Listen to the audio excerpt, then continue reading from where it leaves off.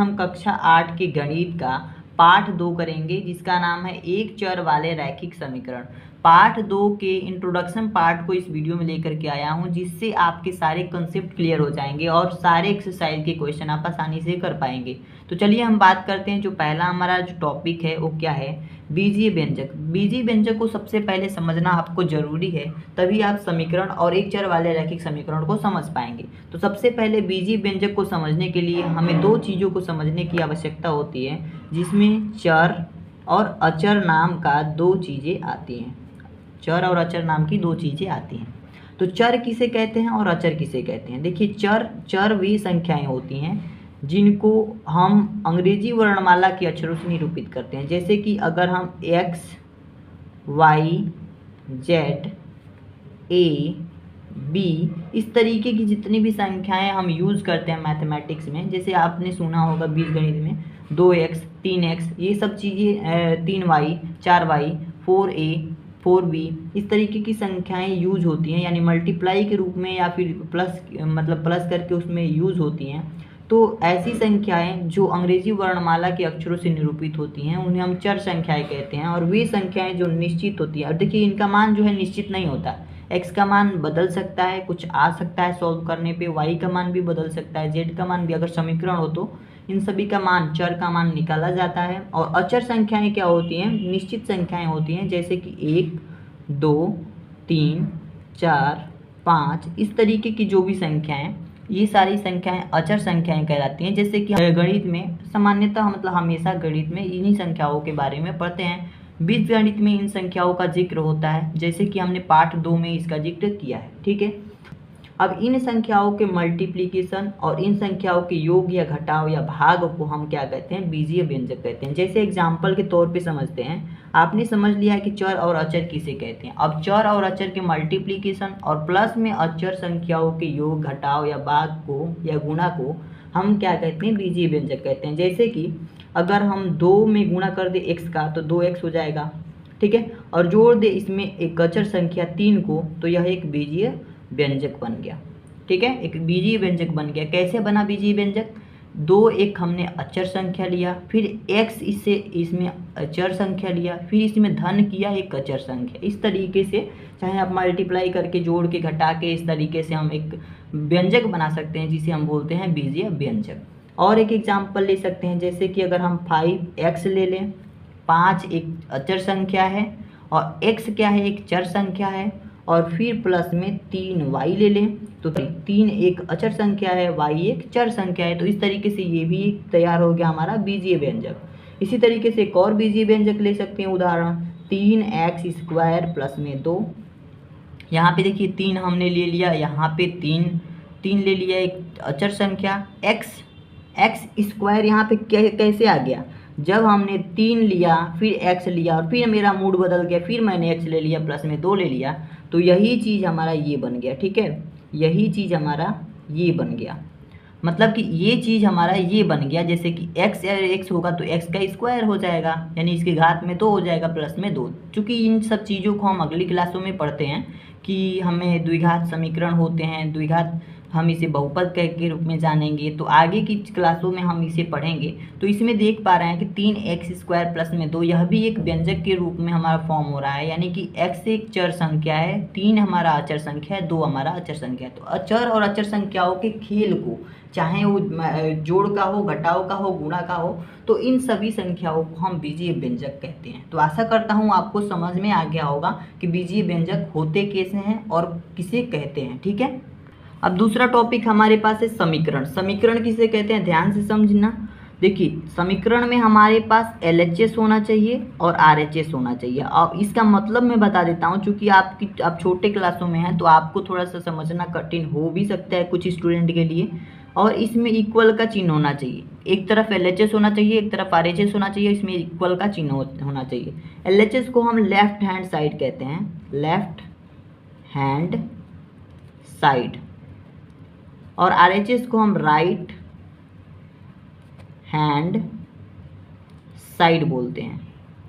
ठीक है, अब इसके बीच में इक्वल, इनका फुल फॉर्म है, LHS का full form left hand side, RHS का full form right hand side. अब इसको हिंदी में अगर बात करें तो इसको हम बोलते हैं बायां पक्ष। बायां पक्ष, और इसको बोलते हैं दायां पक्ष। दायां पक्ष, इनके बीच में इक्वल का चिन्ह अगर आ जाता है, अगर हमारे पास बायां पक्ष में कुछ बीजीय व्यंजक हैं और दाएं पक्ष में कुछ हमारी अचर संख्याएं हैं, तो इसके बीच में अगर हमारे पास इक्वल का चिन्ह है तो यह एक समीकरण का रूप ले लेता है। जैसे कि अगर हम एग्जाम्पल के तौर पे बात करें, एग्जाम्पल के आपने समझा कि LHS होना चाहिए, RHS होना चाहिए, बीच में अगर इक्वल का चिन्ह है तो हमारे पास समीकरण रूप बन जाएगा।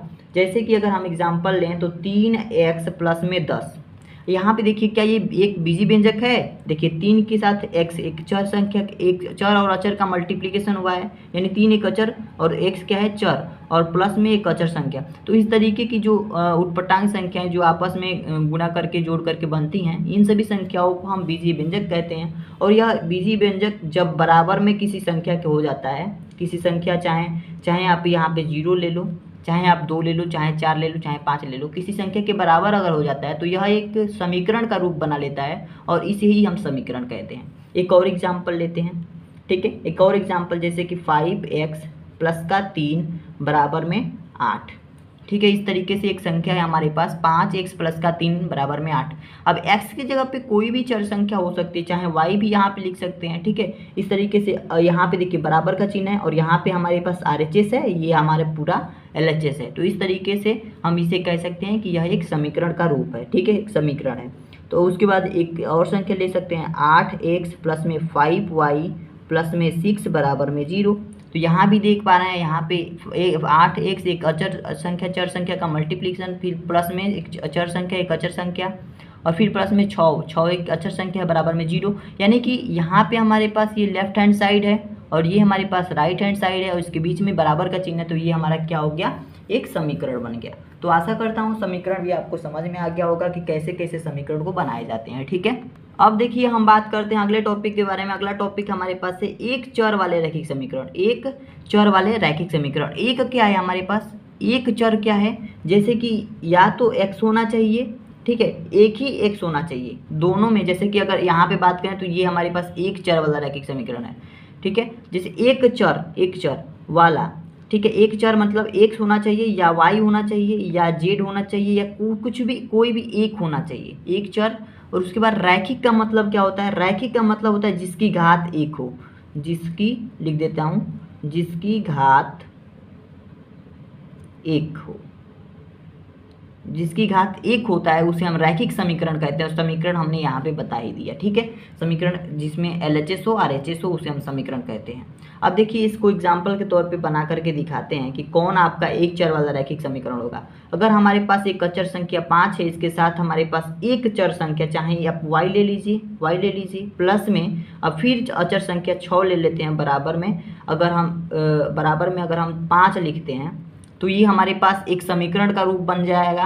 देखिए यहाँ पे समीकरण, यहाँ पे देखेंगे अगर, तो यहाँ पे हमारे पास एक बीजीय व्यंजक बनेगा 5y प्लस में 6, ठीक है। 5y प्लस में 6 एक बीजीय व्यंजक बन गया क्योंकि चर अचर संख्याओं का यहाँ पे खेल हुआ है। बराबर में 5, जब इक्वल का चिन्ह आया तो राइट हैंड साइड ये हो गया है, लेफ्ट हैंड साइड ये हो गया है, यानी कि यह एक समीकरण बन गया है, तो ये भी सेटिस्फाई करता है। और एक चर की बात किया है तो 5y प्लस में 6 बराबर में 5, इस पूरे चीज़ों में हमें चर संख्या केवल एक ही दिखाई दे रही है जो कि y है, ठीक है, जो कि y है। तो इसे हम कहेंगे एक चर वाला। अब रैखिक कब कहेंगे, रैखिक जब इस y के घात में एक होगा, यानी किसकी घात में, चर की घात में, चर जिसकी घात में एक होना चाहिए उसे हम कहते हैं हम रैखिक समीकरण। तो इसके घात में एक होना चाहिए, इसके ये नहीं लिख सकते हैं कि आप 5x स्क्वायर प्लस में 2 बराबर में 0, इस तरीके से अगर लिखेंगे तो इसमें भी LHS है, इसमें भी RHS है, ये भी एक समीकरण है। और इसमें लेकिन देखिए x जो है 2 बार आया है, इसकी घात में 2 लगा है, इसलिए ये रैखिक नहीं हो सकता है। तो हम इसे नहीं कह सकते हैं कि यह एक चर वाला रैखिक समीकरण, इसे नहीं कह सकते हैं। ये हमारे पास एक चर वाला रैखिक समीकरण है। तो इस तरीके के जितने भी हमारे पास समीकरण आएंगे उससे हम एक चर वाले रैखिक समीकरण कहेंगे। अब कैसे रैखिक समीकरण को सॉल्व करते हैं ये भी हम चीज़ों को बताएंगे। जैसे कि एग्जाम्पल और ले सकते हैं, जैसे कि 5x प्लस में 6 बराबर में 3, इसे हम कह सकते हैं कि यह एक रैखिक समीकरण है क्योंकि इस x के घात में 1 है, ठीक है। और यहाँ पे हमारे पास ये लेफ्ट हैंड साइड, ये RHS राइट हैंड साइड है। तो इस तरीके से ये एक चर वाले रैखिक समीकरण है। अब आपके पास आ जाएगा कि x³ बराबर में 2, क्या ये हमारे पास समीकरण है? तो समीकरण तो है, लेकिन ये इस x को यानी एक चर जो है, अचर संख्या है तो है, एक है। अब यहाँ पे बात करें कि x की, तो x इसमें 3 बार यानी x into x into x 3 बार x का मल्टीप्लाई हुआ है। एक ही होना चाहिए, चर कितना होना चाहिए? एक होना चाहिए बस। तो इसमें 3 बार चर आया, इसलिए ये जो होगा हमारा रैखिक समीकरण नहीं होगा। ठीक है, ये हमारे पास रैखिक समीकरण नहीं होगा। तो आशा करता हूँ आपको समझ में आ गया होगा कि एक चर वाले रैखिक समीकरण क्या होते हैं। चलिए अब देखते हैं कैसे हम रैखिक समीकरणों को सॉल्व करते हैं। हमारे पास एक एग्जाम्पल है और इस एग्जाम्पल को सॉल्व करके आपको दिखाने वाले हैं। उसके बाद से हम एक्सरसाइज के क्वेश्चन करेंगे और उसमें आपके सारे डाउट क्लियर हो जाएंगे। सबसे पहला हमारा क्वेश्चन है 2x माइनस का 3 बराबर में 7। इसको हमें हल करना है। एक समीकरण दिया हुआ है, इसको हमें हल करना है। तो कैसे करेंगे? 2x, देखिए और भी तरह के क्वेश्चन बन सकते हैं, लेकिन हम उन क्वेश्चन को इसमें नहीं बताए हैं। एक्सरसाइज में जब बताएंगे तो आपको बहुत ही बेसिक से ले चलेंगे और आपको समझ में आ जाएगा।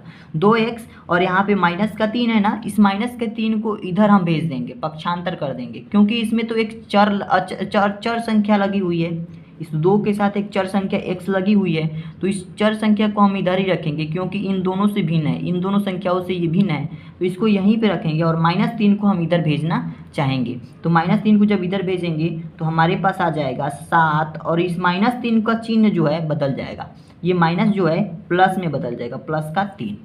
अब इस तरीके से जब 2x का मान निकालेंगे, 7 और 3 को जोड़ देंगे, 10 हो जाएगा। 7 3 क्या हो जाएगा? 10 हो जाएगा। अब जब x का मान निकालेंगे ना, अब हमने क्या बताया था कि हमें चर संख्याओं की मान ज्ञात करनी होती है, यानी कि x का जो मान है हमें बताना होता है, क्योंकि ये निश्चित संख्याएं नहीं होती हैं। x की वैल्यू निश्चित नहीं होती है कि केवल 1 ही होगा, 2 ही होगा, 3 ही होगा, इसे हमें निकालना पड़ता है। तो x की वैल्यू निकालने के लिए यहाँ 2 मल्टीप्लाई में, x के गुणा में है 2, तो इसको हम इधर लाएंगे, पक्षांतर करेंगे 2 को, तो यहाँ भगे में आ जाएगा, तो बराबर में हो जाएगा 10 और भगे में आ जाएगा, यहाँ गुणा में है तो इधर भगे में आ जाएगा, तो 2 हो जाएगा। ठीक है, अब x बराबर जब निकालेंगे तो 10 में अगर 2 से भाग देंगे तो कितना आ जाएगा? 5 आ जाएगा। 2 5 10 होता है, तो x बराबर 5 आ गया। अब देखिए x का मान जो हमारे पास हुआ 5 प्राप्त हुआ, यही इसका आंसर आ जाएगा। ठीक है, यही इसका आंसर आ जाएगा। रैखिक समीकरणों को या फिर समीकरणों का हल हम इसी प्रकार से निकालेंगे। ठीक है, अब इसकी जांच के लिए क्या करें भाई? कैसे पता चलेगा कि आपने सही किया है इस क्वेश्चन को?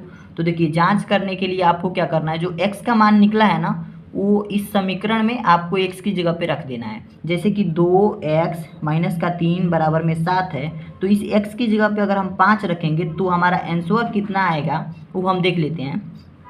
इस यानी कि इस x की जगह पर अगर 5 रखेंगे तो ये 7 के बराबर, ये दोनों LHS और RHS बराबर हो जाएंगे।